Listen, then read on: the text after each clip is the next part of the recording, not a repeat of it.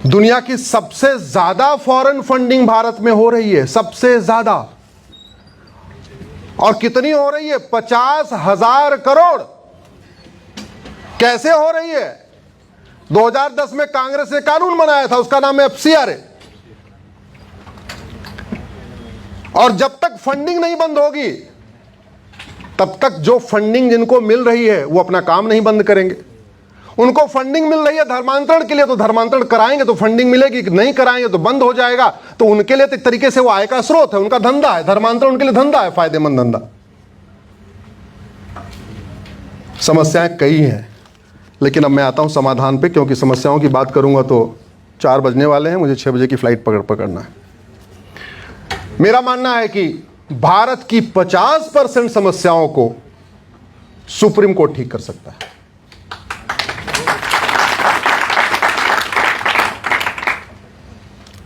जो supreme court Lok Sabha में 2/3 बहुमत से पास किया गया, राज्यसभा में 2/3 बहुमत से पास किया गया, देश की आधी विधानसभाओं से अप्रूव किया गया NJAC एक्ट को खत्म कर सकता है। क्या वो सुप्रीम कोर्ट अपनी शक्तियों का उपयोग करके भारत में जस्टिस विद इन ईयर नहीं कर सकता? क्या जोर से बोलिए जरा। कर सकता है। मैं माननीय सुप्रीम कोर्ट से अंदर भी यही कहता हूं, बाहर भी यही कह रहा हूं, आज भगवान महादेव की पवित्र भूमि से भी आग्रह कर रहा हूं। इस भारत के संविधान को बचाना है तो भारत में जस्टिस विद इन ईयर लागू करिए। देश तभी सुरक्षित होगा जब कानून का खौफ होगा। देश तभी सुरक्षित होगा जब दानवों को फटाफट दंड मिलेगा। देश तब सुरक्षित होगा जब संविधान की शपथ लेने वाले मानव और दानव में अंतर करेंगे और मानवाधिकार मानव का होता है, दानव का नहीं, इस बात को समझेंगे। देश तब सुरक्षित होगा जब इस बात को समझेंगे आम का पेड़ और बबुल का पेड़ एक समान नहीं होता।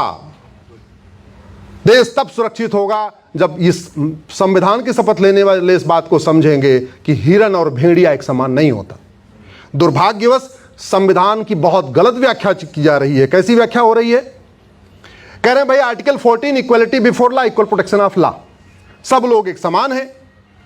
तो अब व्याख्या कैसे हो रही है? आम भी पेड़ है और बबुल भी पेड़ है, equality before law, equal protection law. इसका मतलब जितना खाद पानी आम को मिल रहा है उतना ही खाद पानी बबुल को भी मिलना चाहिए।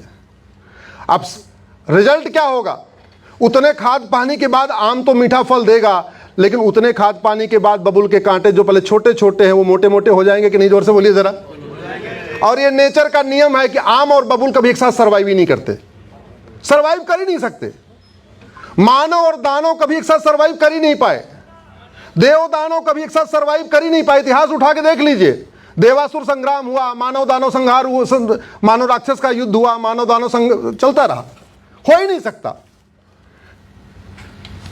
देश तब सुरक्षित होगा जब भारत में आतंकवादियों, अलगाववादियों, माओवादियों, नक्सलियों, इनकी 100% प्रॉपर्टी जब्त होगी, इनकी सिटीजनशिप खत्म होगी और इनको साल साल भर के अंदर फांसी दिया जाएगा। बड़े शर्म की बात है, रामपुर CRPF कैंप में आतंकवादी घुसे, अंधाधुंध गोलियां चलाई, 8 लोग मारे गए। और 2 दिन पहले जिला अदालत ने 5 में से 4 को फांसी दिया था, 1 को आजीवन कारावास दिया था। और डिस्ट्रिक्ट कोर्ट, हाई कोर्ट के 2 न्यायमूर्ति जिन्होंने कभी आतंकवाद का सामना नहीं किया है, शायद आतंकवादियों का साक्षात देखा भी नहीं होगा, कभी उनके घर में आतंकवादियों ने हमला भी नहीं किया होगा, उन्होंने वहीं कागज पढ़ के उनको बरी कर दिया। देश इसलिए खतरे में है कि मुंबई में बम ब्लास्ट, ट्रेन में बम ब्लास्ट करने वाले सबूत के अभाव में बरी हो गए। जब मुंबई में बम ब्लास्ट हुआ था गुरुदेव, उसी समय स्पेन में भी बम ब्लास्ट हुआ था, मैड्रिड में बम ब्लास्ट हुआ था। हमारे देश के आतंकवादी जिन्होंने ट्रेन में बम ब्लास्ट किया उनको सबूत के अभाव में छोड़ दिया गया। स्पेन में, मैड्रिड में जिन्होंने ट्रेन में बम ब्लास्ट किया उनको 3500 साल सजा हुई, 3,500 हजार साल सजा हुई। कुछ लोग सोच रहे होंगे जीते तो लोग कम ही हैं, लेकिन विदेशों में ऐसे ही है। विदेशों में 1-1 लाख साल सजा मिलती है, 1.5 लाख साल सजा मिलती है। वो आदमी जिंदा रहे मर जाए अलग बात है, सजा ऐसी होती है। आप लोग गूगल करिएगा द लॉन्गेस्ट प्रिजन सेंटेंसेस, फिर आपको पता चलेगा। कई बार तो रेप के केसेस में 2,500 साल सजा होती है। आतंकवाद अलगाववाद में 15,000 साल से कम होती नहीं है। वो इसलिए की जाती है कि लोगों को पता रहे। अगर किसी व्यक्ति को सिंपल आजीवन कारावास हुआ, पता कैसे चलेगा कि उसने 15 लोगों को मारा कि 20 लोगों को मारा, 15 का बलात्कार किया है, 25 का बलात्कार किया। तो इसलिए सजा ज़्यादा होती, उससे पता चलता है कि हाँ उसने कितने लोगों को मारा, कितनों को बलात्कार किया, कितने लोगों को छेड़छाड़ किया। हमारे देश का कानून कितना सड़ा हुआ है कि यहां एक व्यक्ति ने चिटफंड घोटाला किया, लोगों से पैसा इकट्ठा किया, डबल करने के नाम पे लाखों लोगों का पैसा हड़प के चला गया। सेम यही काम थाईलैंड में एक व्यक्ति ने किया था। उसने मात्र 16,000 लोगों का पैसा लिया था, हड़प लिया। 1,41,000 साल सजा हुई है, और वो भी कोई 50 साल मुकदमा चला के नहीं, साल भर के अंदर हुई है। चीन के एग्रीकल्चर मिनिस्टर को पिछले 15 दिन पहले फांसी हुई है। चीन के लॉ मिनिस्टर को अभी 2 साल पहले फांसी हुई है। चीन में एक जीएम था, उसने ठेकेदार से कुछ पैसा ले लिया था, सीधे फांसी।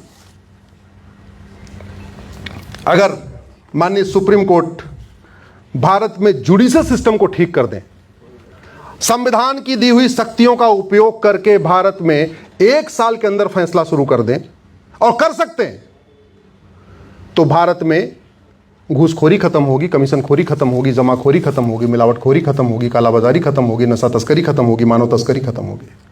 अगर माननीय सुप्रीम कोर्ट अपनी शक्तियों का उपयोग करके जस्टिस विद इन ईयर कर दे, साल भर के अंदर सजा देना शुरू कर दे, अलगाववाद भी खत्म होगा, आतंकवाद भी खत्म होगा, जिहाद भी खत्म होगा, मजहबी उन्माद भी खत्म होगा, धर्मांतरण भी खत्म होगा, घुसपैठिए भी भागेंगे। घुसपैठिए भारत में क्यों आते हैं?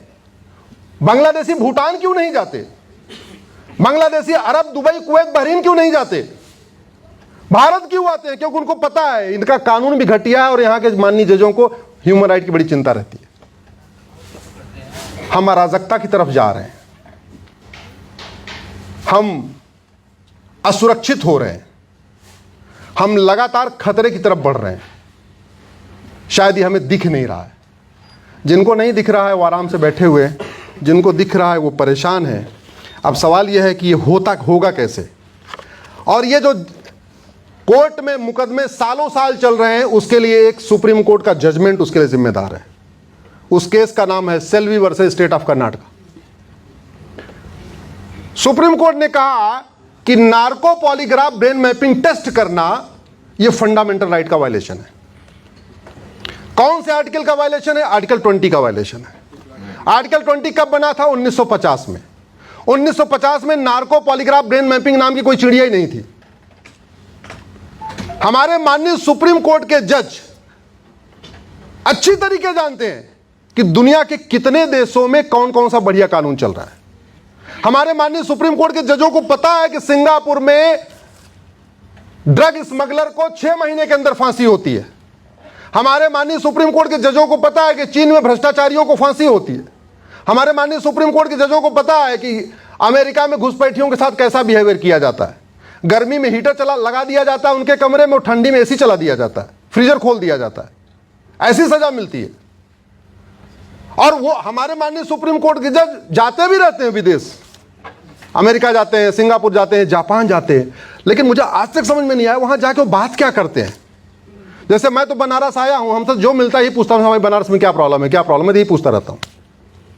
तो जैसे हमारे माननीय जज भी जा रहे हैं, ऑफिशियल ड्यूटी पे जा रहे हैं, जब यहाँ से अमेरिका जाते हैं, सिंगापुर जाते हैं, तो जो उनका एयर टिकट है, सारी व्यवस्था सरकार हमारे आम जनता के टैक्स के पैसे से होती है। तो जब ऑन ड्यूटी जा रहे हैं, जनता के पैसे से जा रहे हैं, रुकने की व्यवस्था, आने जाने की व्यवस्था, सारा वीआईपी प्रोटोकॉल आम जनता के पैसे से हो रहा है, तो पता करना चाहिए कि नहीं? पता चाहिए कि दुनिया के कौन कौन से देशों में बढ़िया बढ़िया कानून है, पता करना चाहिए। जोर से बताइए भैया, करना चाहिए। किया क्या? नहीं। तो मैं आज भगवान महादेव से प्रार्थना करता हूं, हमारे माननीय सुप्रीम कोर्ट के माननीयों को इतना साहस दें, इतना उनको विवेक दें कि अब वो भारत में जस्टिस विद इन ईयर लागू कर दें। और बहुत आसान है, जिस दिन भारत में झूठा डॉक्यूमेंट बनाना बहुत सीरियस क्राइम हो जाएगा, झूठा एफआईआर करना अपराध हो जाएगा, झूठी गवाही अपराध हो जाएगा, झूठी जांच गंभीर अपराध हो जाएगा, झूठ पकड़ने के लिए नार्को पॉलीग्राफ ब्रेन मैपिंग कानून बन जाएगा, तारीख पे तारीख वाला सिस्टम खत्म हो जाएगा, लंबी लंबी डेट जो 6-6 महीने की डेट, ये सिस्टम खत्म हो जाएगा।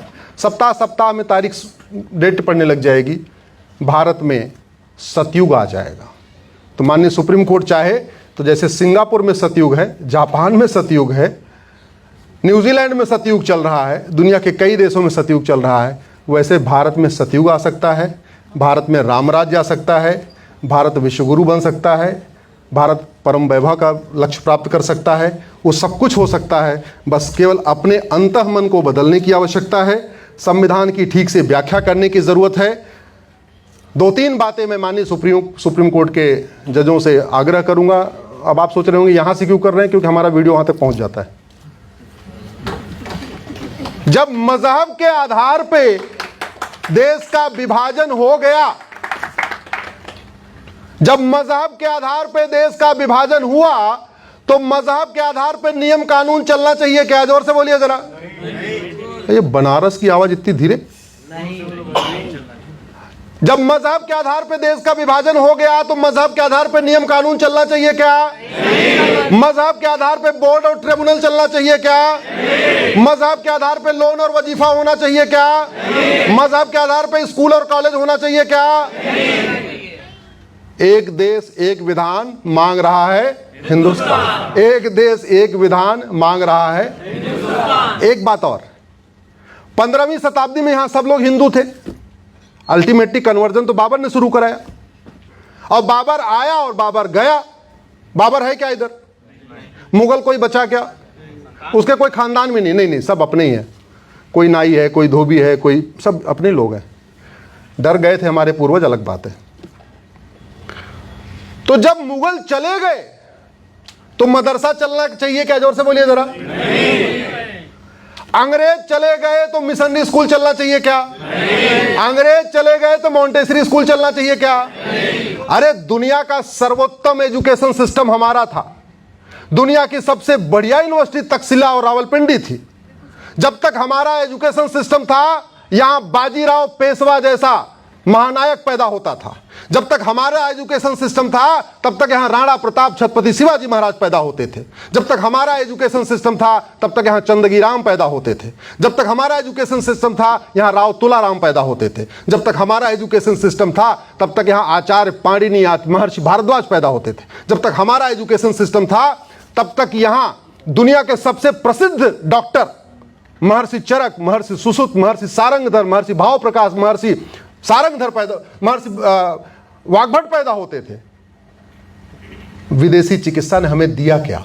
केवल इतना दिया है, सास बहू एक साथ नहीं रह पा रही हैं, भाई भाई एक साथ नहीं रह पा रहे हैं, पिता पुत्र एक साथ नहीं रह पा रहे हैं, भाई भाई को मार रहा है, व्याभिचार की घटनाएं बढ़ रही हैं, बलात्कार की घटनाएं बढ़ रही हैं। हमारी शिक्षा बर्बादी की तरफ चली गई है। तो इसलिए आज बीएचयू की इस पवित्र भूमि से सभी संतजन के सामने, गुरुओं के सामने आप लोगों से आग्रह करता हूं, सोशल मीडिया का सदुपयोग करिए, उपयोग करिए, लिखना शुरू करिए, बोलना शुरू करिए। जहां जहां अवसर मिले वहां सत्य को लिखना शुरू करिए। सत्य को जानना जितना आवश्यक है, सत्य को उतना आवश्यक है लिखा भी जाए और बोला भी जाए। इसी के साथ मैं अपनी बात खत्म करता हूं। सामान्यतया मैं 1 घंटे से कम बोलता नहीं हूं, लेकिन फ्लाइट हमारी, तो एक बार आप लोग खड़े हो जाइए मंच पे।